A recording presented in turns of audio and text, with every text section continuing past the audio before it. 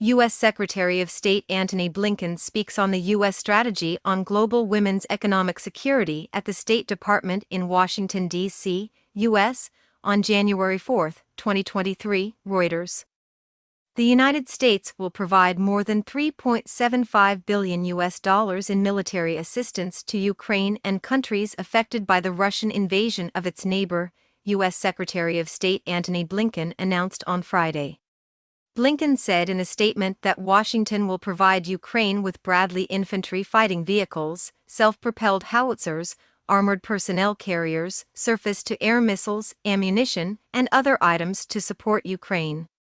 The package makes the largest use $2.8 billion of the Presidential Drawdown Authority (PDA) since Russia's invasion last February, White House Press Secretary Karine Jean-Pierre said. That authority allows the United States to transfer defense items like Humvees, trucks, and munitions from stocks quickly without congressional approval in response to an emergency. The aid includes mine-resistant ambush-protected vehicles, guided multiple-launch rocket systems, surface-to-air missiles, anti-vehicle landmines, and ammunition, Jean-Pierre said. RIM-7C Sparrow missiles, used for air defense, will also be sent to Ukraine.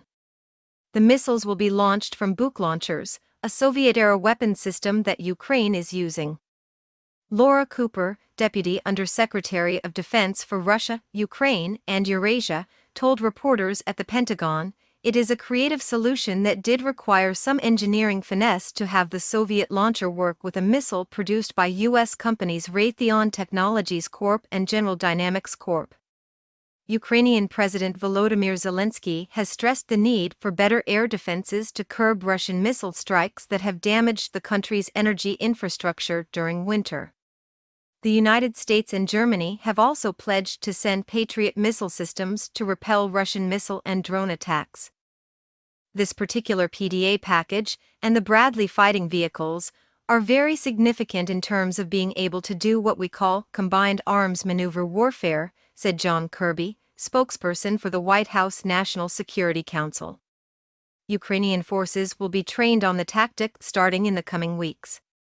The armored Bradley has a powerful gun and has been used regularly by the U.S. Army to carry troops around battlefields since the mid-1980s. The Army has thousands of Bradleys. The United States plans to send about 50.